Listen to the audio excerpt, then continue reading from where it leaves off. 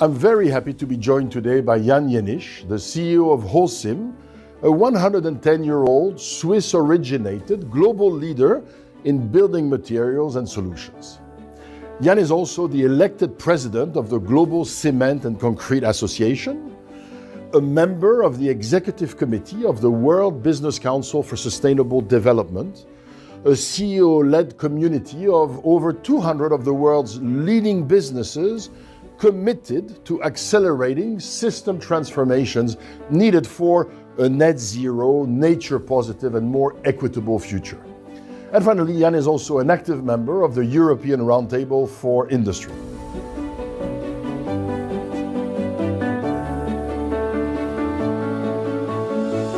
Welcome, Jan, and thank you for joining us.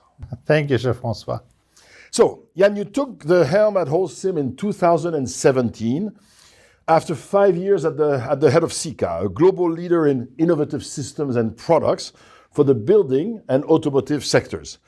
Your tenure at Sika was very successful, with an enormous amount of top and bottom line growth that led to the introduction of Sika in the SME, meaning the Swiss market index composed of the 20 largest market caps. So a very successful run.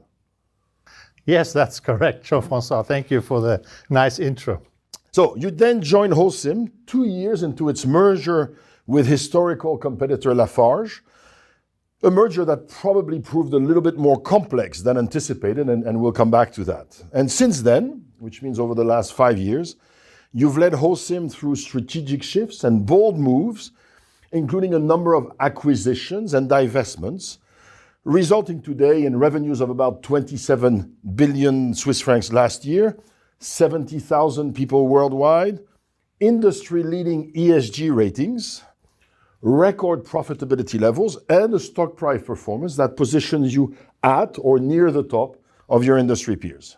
And today, the company stands as a global leader in innovative building solutions, with the aim to support, and these are important words, and we'll get into them, to support the development of a sustainable building industry, including through circular construction, among other ideas. And this is an important area because buildings generate about 38%, if I understand correctly, of global CO2 emissions. So if we want the world to move more closely and more faster to a net zero, clearly we must improve the carbon footprint of constructing and operating buildings. Is that a fair summary? Yeah, it has been very demanding times, but also very exciting times. I remember when I arrived in Holcim in 2017, there was number one priority was to bring the merger to a successful end, basically to have a new operating model, make people comfortable, make sure we have the right leadership team, make sure we get a bit leaner, put a strategy in place, and most important, put the financial performance to work. We were not that successful in financial terms when I arrived regarding cash flow, return on invested capital and all that. We still had quite a significant debt level, and we fixed all that. And nowadays we're very agile, very, I would say, aggressive group. And now our new target is to become the most innovative and sustainable building solution company in the world. Wonderful. So first, let's start with a key question that all our listeners are going to ask themselves. Cement and concrete are materials that are inherently water consuming and carbon producing. And in a world that must reduce its carbon footprint and also needs to watch water consumption, clearly there's a question, which is why does the world continue to produce and use so much cement and concrete? What are the advantages of these materials? Well, I think it's simply the best building material there is when it comes to performance, when it comes to cost, when it comes to design flexibility. It's earthquake resistant, it's fire resistant. It has huge advantages. And to be clear, Holcim is on the way to fully decarbonize those products. But maybe let me explain a bit the challenge we have way beyond cement, because we have the same challenge for most building materials. Is it steel, is it glass, is it insulation materials? They all have a high CO2 footprint.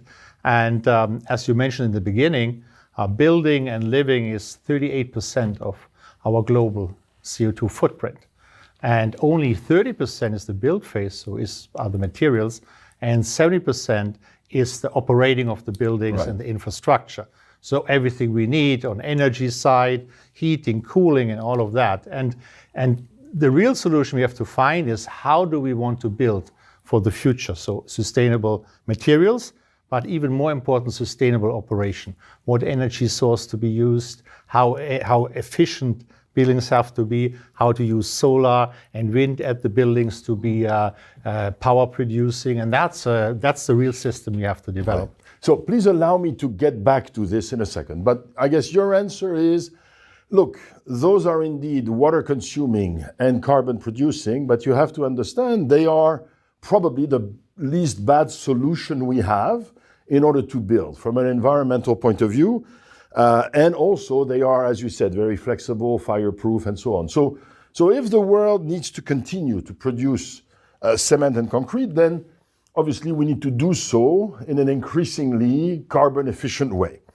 Now, I know that Holcim has been working very hard at reducing the carbon footprint of these activities. Can you walk us through some of the initiatives that you have either developed or inherited and accelerated to do so?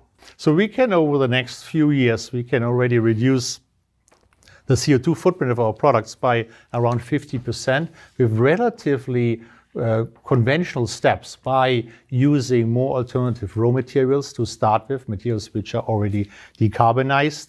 We can fully equip our plants to run on alternative fuels and on renewable energies. And then we want to further reduce the amount of freshly produced cement in the final product. Right. Already today, we only need about 50% of the cement needs to be produced fresh, and 50% can be a CO2 neutral byproduct like a limestone or like construction and demolition waste. And then you go from there, because cement is not a final product, it's a pre-product for concrete, for gypsum boards, for mortars, and for all sorts of building materials. And then you have to further reduce the CO2 in the products which are actually used on the construction site. So we have a huge potential, and to be honest, we have just started to do that. We just started 3 years ago to really launch decisive plans to decarbonize Holcim, to decarbonize our building solutions. How much innovation goes into reducing this carbon footprint?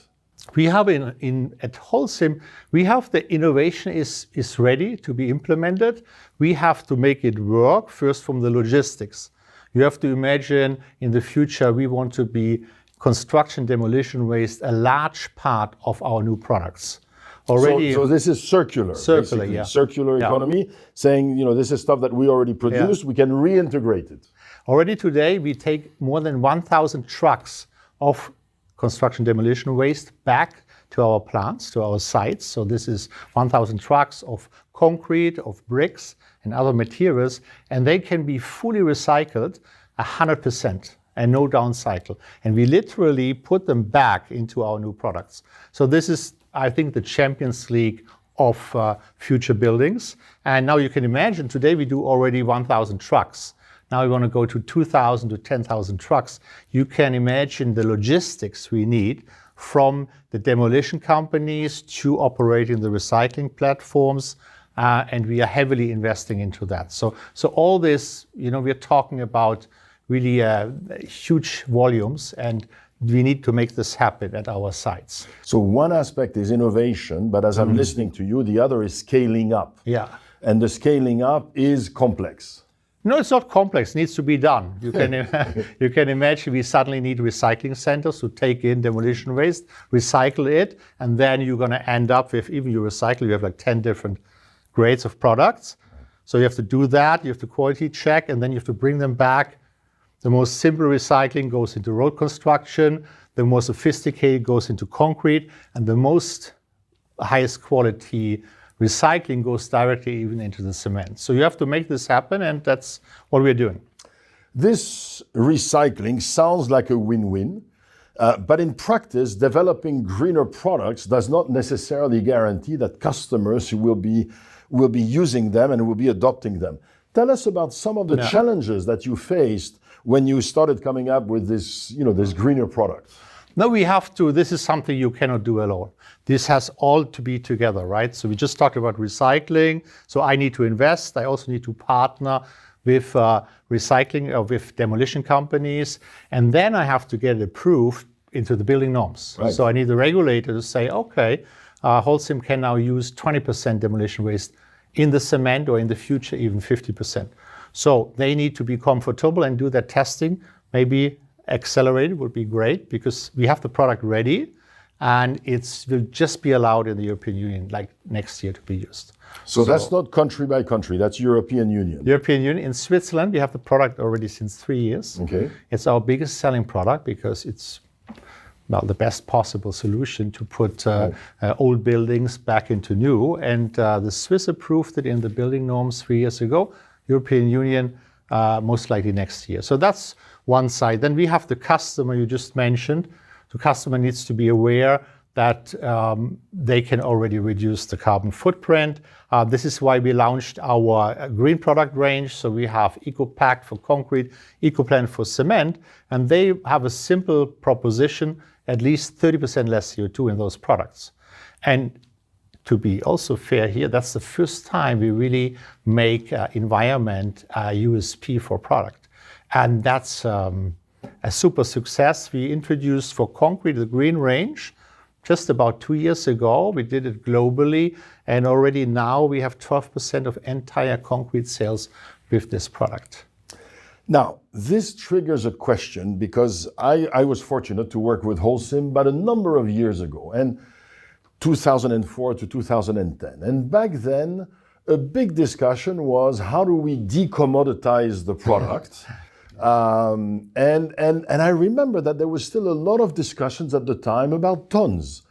And even though they were trying to decommoditize, there was still somewhat of a commodity mentality. How have you been able to start influencing this aspect of the culture to say, look, there are probably parts of our portfolio that are somewhat commoditized, but we're investing enormous time and energy in decommoditizing, which means we now need to think about value pricing and more margin than volume.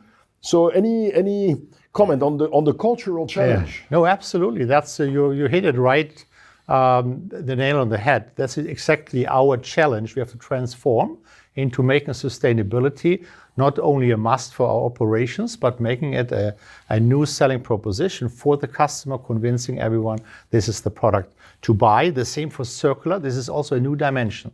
So we are coming from this volume producer, like you described it, where we have a lot of production engineers very concerned with how many tons they produce a day.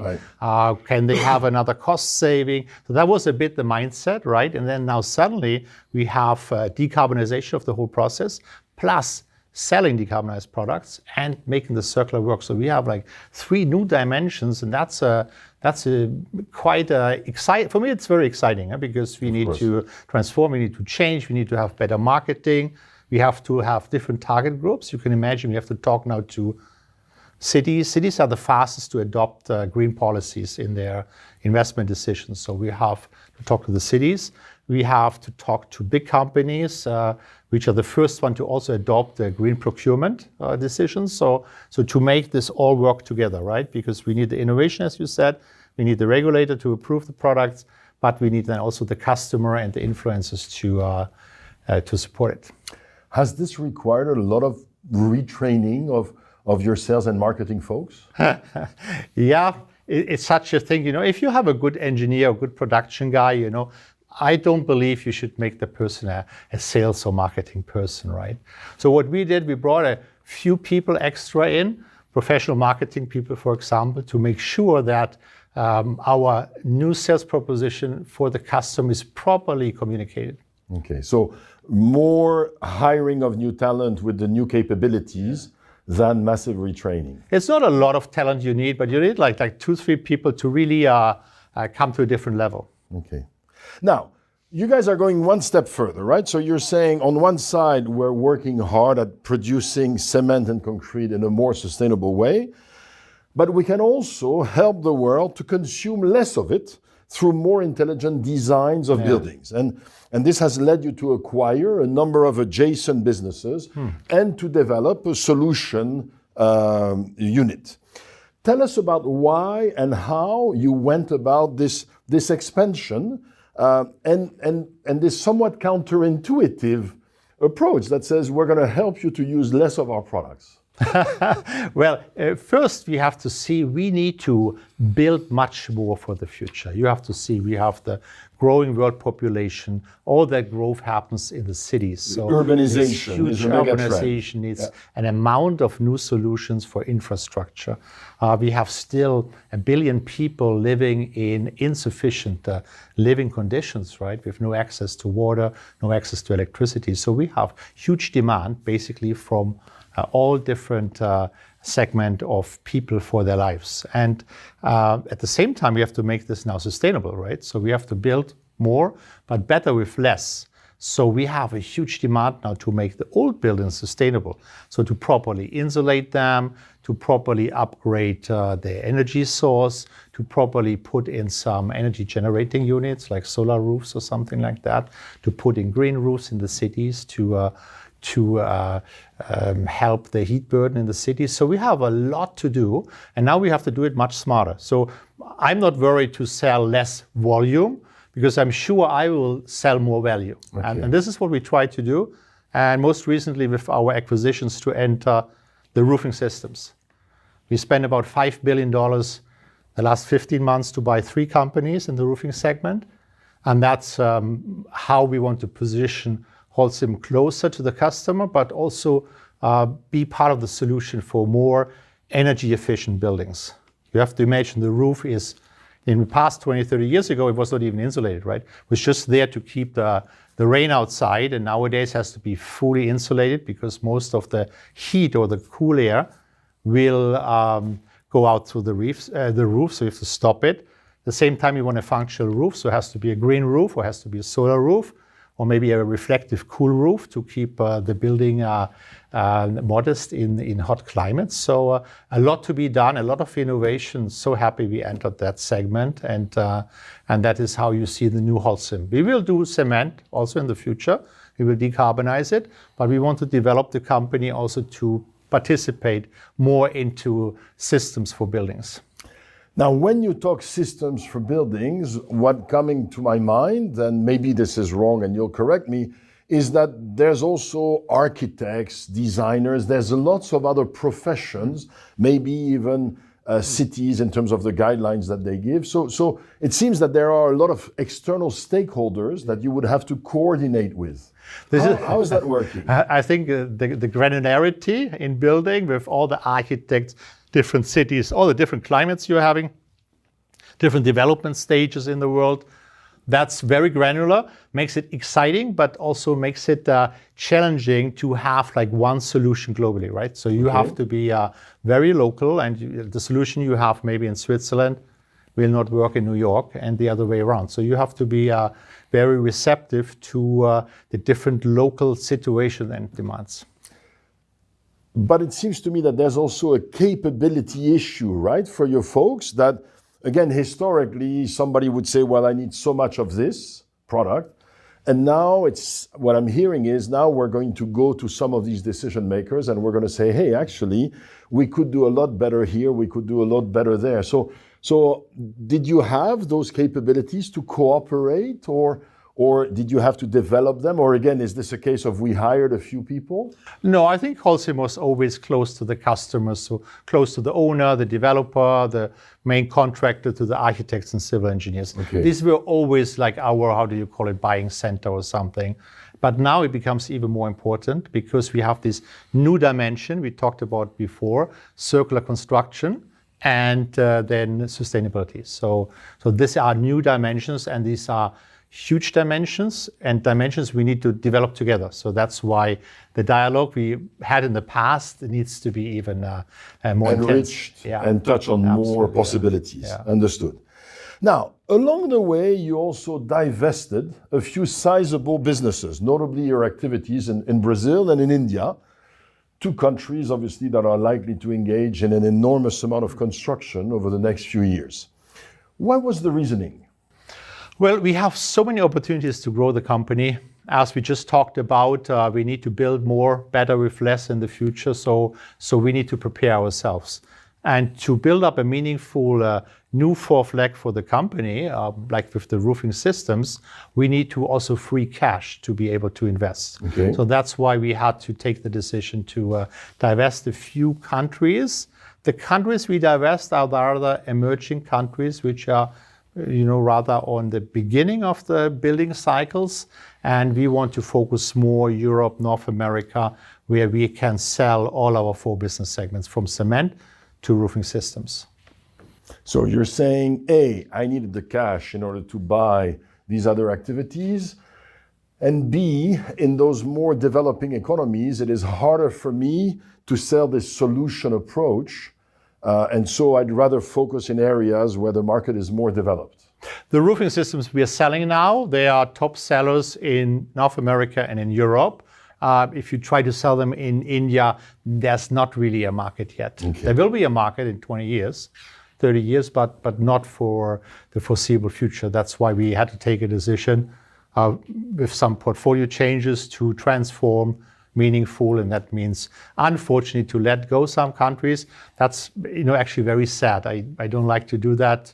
I have visited all these countries. I'm close to the teams there, and that's not the same like buying a company. Buying a company, that's a very positive thing. To divest a country is not glamorous, but needs to be done.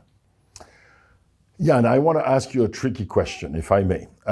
When I read about the divestment in India, I discussed it with a few colleagues, and what came through from the press release was the point that you just made. And I said, wow, this is really good, because this is, again, Holcim deciding to focus its resources in areas where they think they can have a really big impact.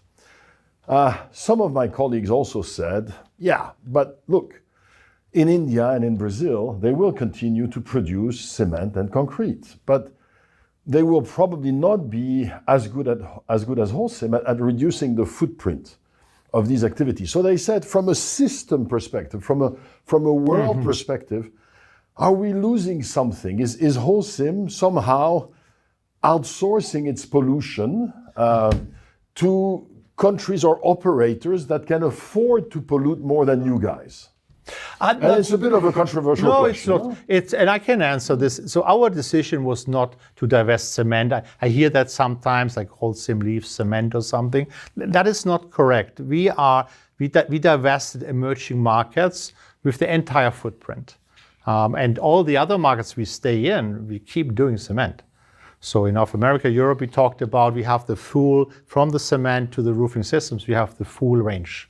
So we are just actually divesting countries, not cement. So while India was a large contributor to our cement volumes, that's correct, but that was not the reason why we did that step.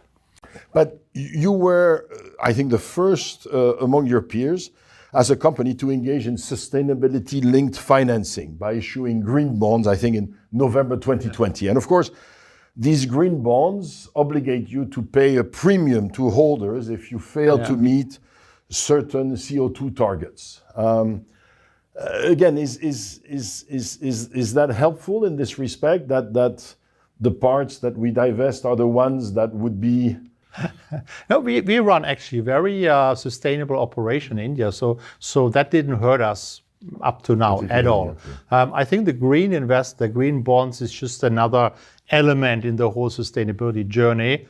Our promise to decarbonize is fully checked by the Science-Based Target Initiative. It's very important for me that we just not make announcements, but we have concrete roadmaps behind, and that's even checked by organizations like the Science-Based Target Initiatives. We worked with them from the beginning, and they are basically checking, approving all our action plans we are having, and that's good this way. And the bond is another, let's say, a firm promise that we are doing what we're doing. So I'm very happy to do that. Last question on this front. Should governments, national, regional, somehow world governments, be setting somehow either more equal or more even or tighter targets to help companies like you to do well financially by doing good for the world? I think we need a proper framework to operate. The European Union is the most advanced with their carbon certificate scheme, where the CO2 price is already priced at 80 to 100 euros. So you have to imagine that price was 4 years ago was 7 euros, went to 20, and the last year or so went up to 100 euros. So you can imagine that helps a lot in our decarbonization. We did approve investment projects to reduce the CO2 footprint in our factories 3.5 years ago with a carbon price of 20 euros. And we kicked off 50 projects to basically reduce the CO2 by 15% in the European plants. And the payback was with 20 euros per ton of CO2. You can imagine how rich those projects are right now, and that we made actually the mistake not to have 100 projects, right? And that's with these developments in sustainability, it goes so fast, and the CO2 price shows that from 7 to 20 to 100, that you have to think ahead. And I told my guys already 3 years ago, you calculate that investment project now with 20 euros, why don't you have a scenario for 50 or 100 euros? Right. And that's the challenge we are having. This is such a agile thing that we have to think ahead a lot, yeah. And of course, those are materials that don't travel so well between Asia and Europe. So when Europe has tighter regulations, it doesn't expose you to unfair competition from other parts of the world. Is that right? So I didn't fully answer your question before. So we have a very proper system, I think, in Europe, also because the CO2 price is kind of a market mechanism. So I was always a big supporter of it. And it can even go beyond 100 euros. We are not afraid of that because it will pay off for us. Other markets of the world, that's the question, who will follow, right? We have a few provinces in Canada with a carbon price at the moment, but there is no global agreement. And we know that the Paris Agreement didn't work out a few years back. And I think that's maybe on a global scale the biggest challenge. Can we make decarbonization work with all countries? And that's, I think, an unanswered question.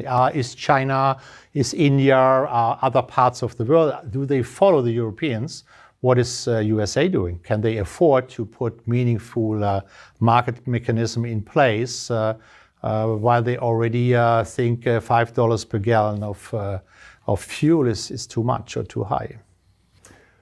Do you have different standards and different goals in different countries? So Europe, you said we have this market, but if I go to Canada or to the US, would Holcim have different standards and different objectives? Because, again, the regulatory context is different? And the market context is different. So we have only one policy worldwide. We want to have the most modern operation.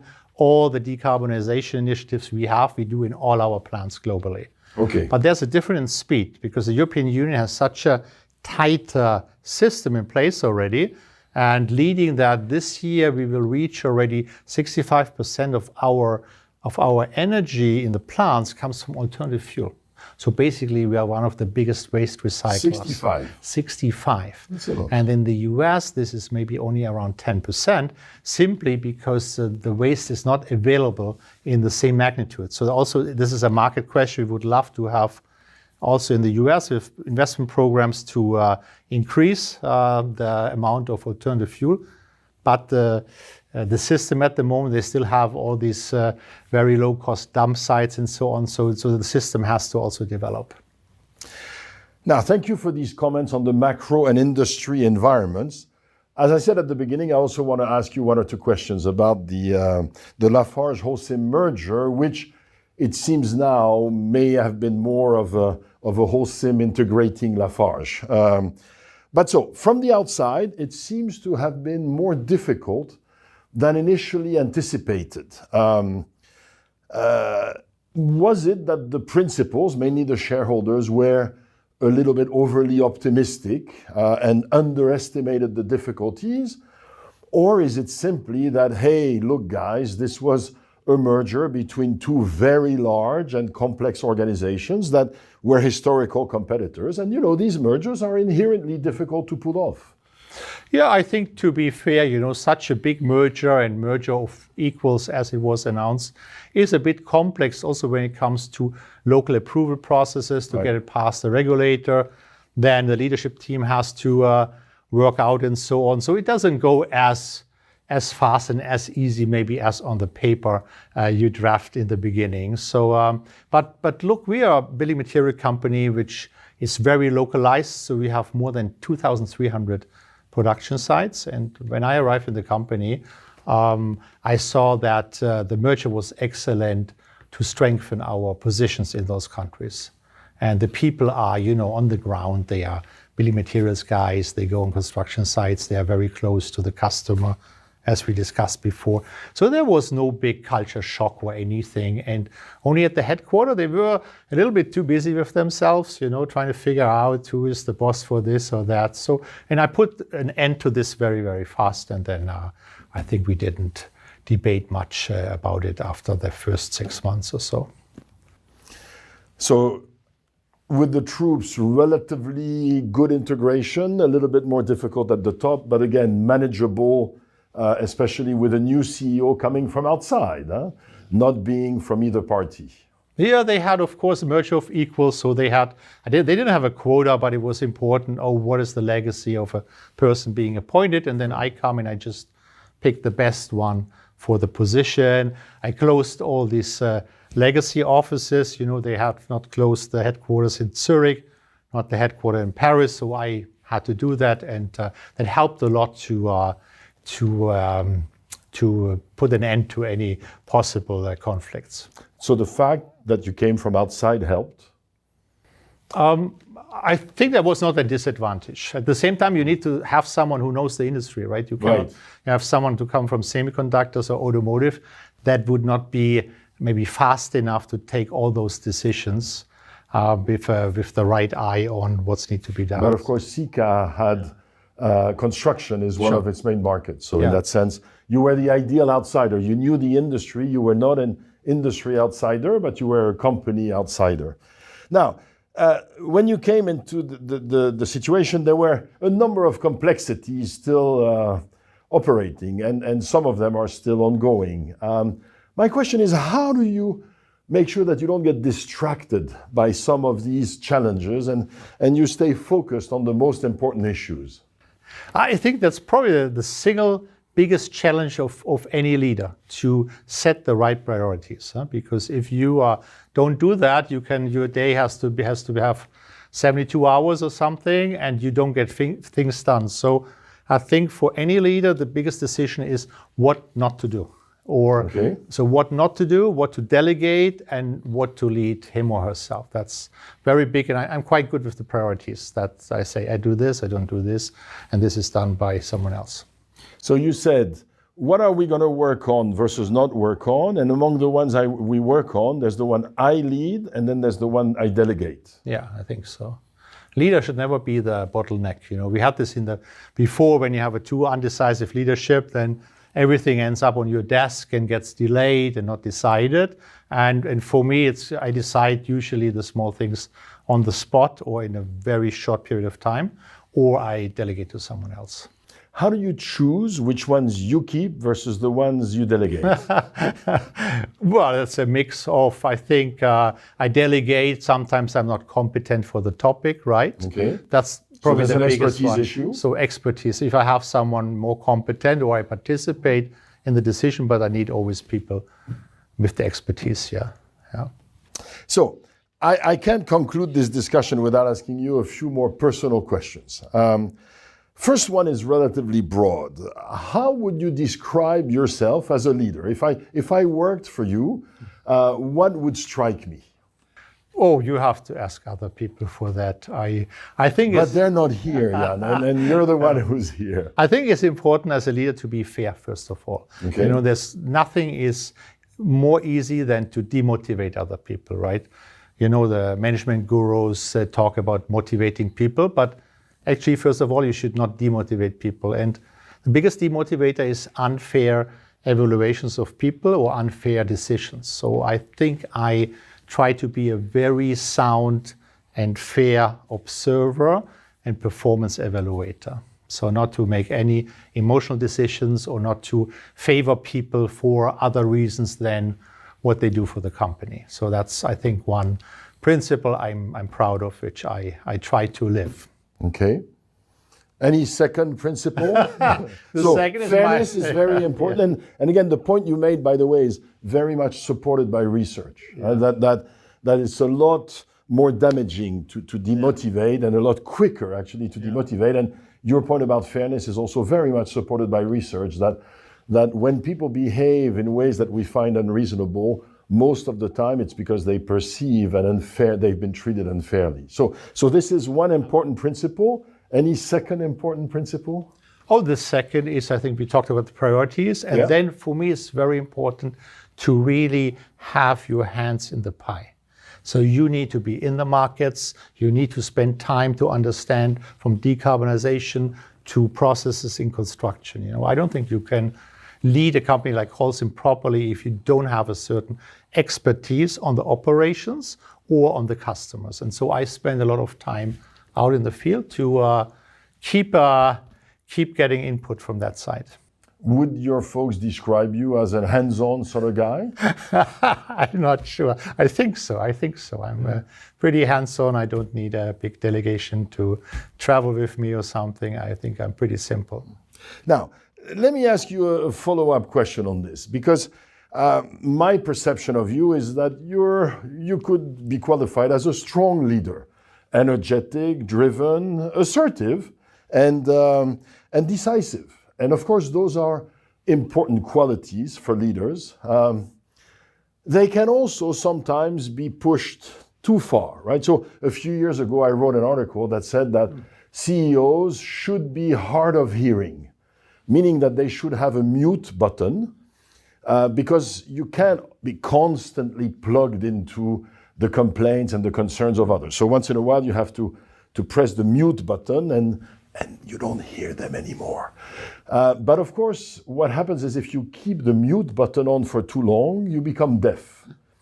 And I've seen many CEOs over the years that started hard of hearing and left the mute button on for too long, and they become a bit deaf. How do you guard against this? How do you decide now is a time to listen, and now is a time to look at them and say, thank you for this unsolicited feedback, and here is the direction? No, exactly. That's so important. I think one of your professors, Martha Mesnevsky, she developed this concept of Buddha meets Hercules. And describing what you described, you know, like most things CEO has to be like Hercules leading the way, you know, not looking left or right, and with the mute button, you know, but the reality should be different. In reality, I think I'm in the Buddha mood more than 80% of my time. And what is the Buddha is listening, trying to understand, asking the advice and expertise from others, spending time with people. And then the 20% is then to come out clearly and say, hey, for the targeting, our vision is to become the most sustainable and innovative building solution company. Our key KPIs are growth, our profit, cash flow, return on invested capital, right? And we're going to move to the fourth segment, solutions and products. So I'm very decided on those aspects, but in the daily life, I think you have to be very Buddha style. And if I compare this to the different stages in my professional life, I was maybe, when I was a sales manager, right? You are probably 80% of the time you're Hercules, because you have to lead your salespeople, right? You have to demand a lot from the factory to get the product out. So you're much more demanding and strong. The more I continued, the more Buddha I got, and I think today I'm 80% Buddha and maybe 20% a strong leader. So listen a lot, discuss, collect, but then once we've made a decision, then we're going to march. I think so, yeah. Now, you mentioned difference versus the beginning of your career. That's actually a question I wanted to ask you. You've been working professionally since the end of your studies for about 30 years, including at least 10 years as a CEO. how have you become a more effective leader? In what areas have you become more effective as a leader and maybe even also as a human being over the last, I don't know, 10, 20 years? Well, I don't know if first of all, on the career or professional life, I think you have to enjoy every step of it, every day. I always, when people ask me, how do you become CEO or something, I always say, I didn't have a plan. It just happened because I just enjoyed every step. I was so excited when I was a sales manager. I was excited to visit the customers and be successful. And then I stepped up and enjoyed every moment of the journey. And I was obviously always very ambitious. Your question is a tricky one. I think you have to be aware as an older executive that this mix of experience, you gain experience, right? You also gain a bit more Buddha if you develop in the right direction. You are able to stop the Hercules and don't push the silent button too often, and listen and work with people, develop people. And then at the same time, you have to keep ambition and energy, and this usually maybe declines a bit over time. So that's a bit, I think, the challenge you have to watch very actively. This developing your Buddha nature, does this require work? So are you conscious of it? Do you sometimes talk to yourself? Do you say, Jan, take a deep breath? Do you have this inner dialogue? Absolutely. And your Professor Martha, she helped me with this because she put it in a concept. Because you sometimes have a meeting, and I love to have meetings with all different expertise when we have an issue. Then we have 8-10 people, and we discuss it, and everyone can talk on the same level, right? And then sometimes someone is lengthy. It's lengthy in the presentation, or maybe is not contributing much content-wise, And then I always say to myself, Buddha. Maybe in the past, maybe 20 years ago, I would say, okay, cut it, you have 1 more minute, Like when I was 30 years old, I would tell the person, okay, we heard enough, Next one. So you're making effort to be more patient. Yeah, and the concept helped me because it said, no, this is a Buddha meeting, so don't smart out other people, just let everyone raise their voice and opinion. That's interesting. You just said this is a Buddha meeting, so it means you think about it ahead of time. At the beginning of the meeting, you tell yourself, so this meeting, I must be Jan like this. No, just help me. I like these brainstorm meetings. You have an issue, whatever it is, a new product, a new plant, decarbonize this, or how to sell the new eco-pact, and then you better have a brainstorming, right? And not a decision to start with. So I like that. And then just sometimes, so I know it's a Buddha meeting, but then even if you sometimes get a little bit impatient, then helps me to say, I have the Buddha button, and I say, not the no listening button, I have the Buddha button, and I press it, and I'm sitting there. Breathe. Very relaxed. Very good. Last question. Being the CEO of an international company like Holcim is of course very demanding, especially nowadays. Now, managing yourself at peak performance is probably not completely trivial, right? And so what are some of the practices that you already mentioned prioritizing as a key component? What else would you share with us in terms of how you maintain yourself at peak performance? I think there's no secret really to it. I think you have to be aware it's demanding, and you have to have joy. I get a lot of questions from younger people, work-life balance, what a terrible work-life balance I'm having. And I say I have a perfect one because I love my work. So maybe I work more than a traditional employee, but I enjoy it a lot. So the work doesn't stress me very much. So, and that's my recommendation always to younger people. You have to do a work you not only like, you have to also work for a company, is it a startup or a bigger company, where there is the purpose you agree with, right? And then you will be very happy to work there. And if that's not given, nothing will make you happy. So my work-life balance is a bit different, and I'm not really stressed. You said there's a lot of joy. Yeah. So last question. Where does the joy come from? So what makes you joyful in being the CEO of Holcim? Because we achieve things, we move things. The biggest joy I have is with people. The biggest joy is if something happens, something positive happens without me. That's my biggest joy. Someone brings a big project, someone has a success here, someone acquires a company and I was not even involved. That makes me very proud. Jan, thank you very much. We wish you, of course, continued success at a personal level, but also at an organizational level, because as we said, the construction industry is an important part of society's development. It is also a significant component to the climate change challenges. And so we're rooting for you that you're going to be able to continue to invent new solutions to enable the world to function, but in a more sustainable way. Best wishes to you. Thank you, Jean-François.